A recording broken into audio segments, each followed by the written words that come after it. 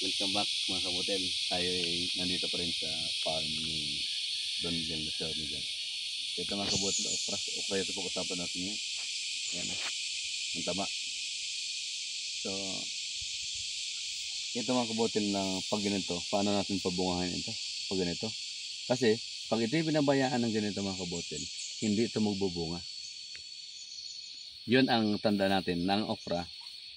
Ay tulad din ng talong, ito, tinamahmodel lang yan, na pinon, tinanggal ang mga dahon. Nung tinanong ko yung yung trabaho kanina, sabi ko bakit yung ginugupitan para daw ko na sir mamunga, matuloy ang bunga. Kasi pag hindi daw tinanggalan yung mga dahon, yung nutrient, yun ang pagkakalam ko, yung nutrient na nandoon sa tanim na ito, ay mapupunta lang sa dahon. So yung bunga ay pala. So, yun na magbubunga. So, anong gagawin dito? Ang ginagawa dito mga kabutil ay tinatanggalan ng dahon. So, hindi natanggalan sila kaya tapos na. Uwi na sila mga kabutil kasi start sila ng maaga. Alas 6 ng umaga. Dito trabaho na. Kaya hindi na nasagyan. So, ito naggupit ng iba pero hindi na tapos. So, pupunta tayo dito mga kabutil sa isang part. Yung part dito. Ito mga kabutil. Dito tayo sa patong pangidaan.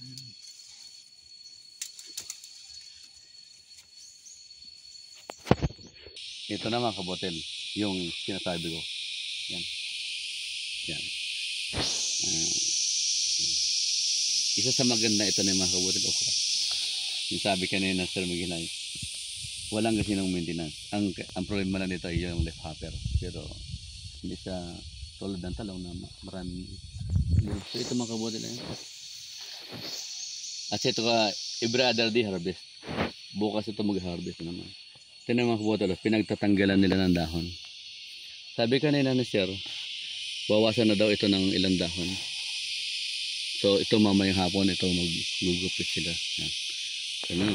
Wala na. Kasi ang focus ng nutrient kapag hindi natin binawasan ang dahon ay nandito lang sa dahon. Kaya yung bunga ay hindi tutuloy at hindi magiging maganda. So yun ang reason mga kabutil. Kaya yung ibang naalala ko mayroon kami dating tanim na ito ay ang daming dahon taba. Ang tagal bumunga. So may nakapagsabi sa amin na bawasan ang dahon. So nang binawasan nga naman kinalubo, iniwan ay yung kunti na ilan na lang saka nagbunga. So ito mga kabutil, ganun yan. Parang tao mga kabutil na kapag yung matataba, minsan ang hirap makabuo ng bata, hindi magkaroon ng anak. Kaya dapat ay tantaman lang ang taba. So ito mga kabutil, no? Yan. Ito, ganda oh. Ganda ito yung bali oh. Ito mga kabutil. Ganda ng mga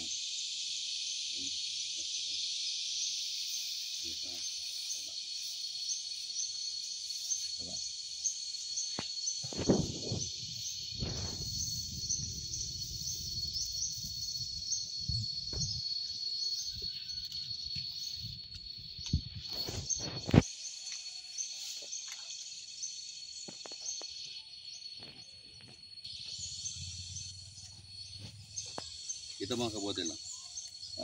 Para doon sa mga ibang walang lupa na sa at saka mahirap ang source ng tubig. So ito mga kabutil no? Ito ay tubigan, ito yung lanas, ayun sabi yung palayan. So dito, ito tinaas lang nila yung para magkaroon ng idea doon sa mga may tubigan na pwedeng gustong taniman ng gulay ito. Ang ginagawa ito, tataas lang yun. Yung kama, yung plat, at saka tataniman na yan. And then magpapatubig ito, pababahan lang pagkatapos tatanggalin. So, yan ang sistema mga kabutil. At saka lagyan ng mulch para wala natin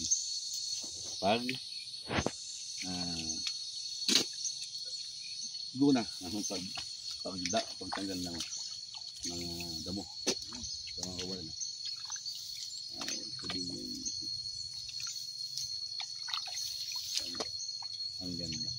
Yan ang sinasabi ko. Ito, ito yung ano, ito yung pagtatanggal mga kabutil ng dahon. Ito, baka ma-misinterpret yung iba. Tinatanggalan ang dahon lang kapag itong okra ay sobrang taba o mataba, daming dahon, malalaki. Pero pag regular lang, ay huwag na yan bawasan ang dahon kasi payat na yun eh. Ayan, so baka magkaano tayo, magkamali ng interpretation. Yun.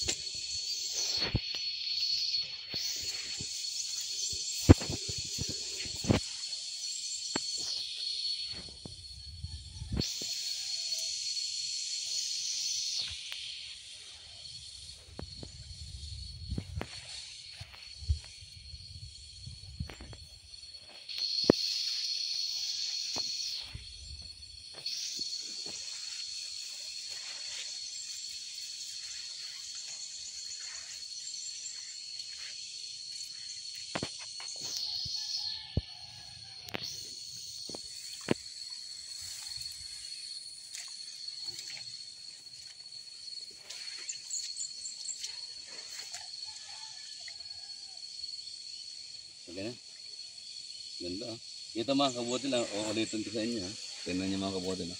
Ito ay tubigan or palayan. Pero ito naman kabutil. Pero angokrang ganda.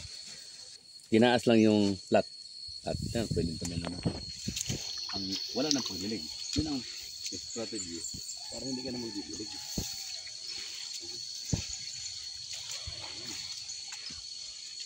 Next mga kabutil.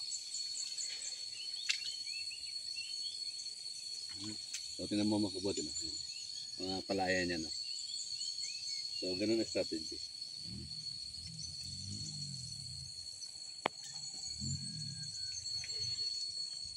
Itong pote na medyo flat.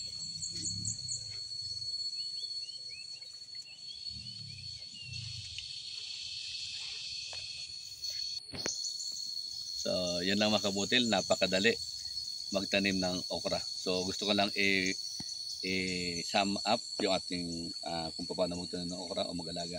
So, yung okra pwedeng itanim natin sa ibang lugar, kahit hindi sa tubigan.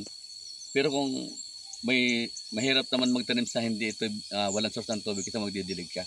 So ito naman ay sa palayan. Ito yung sinasabi ko na pwede tayo magtanim sa palayan. Taas lang yung kama. And then kung mataba yung dahon o matataba yung mga okra, malaki, bawasan natin dahon para ito yung magkaroon ng mabilis ng pagbunga at magiging maganda yung quality ng bunga. So yun lang mga kabutil. Maraming salamat sa inyong panonood sa ating video.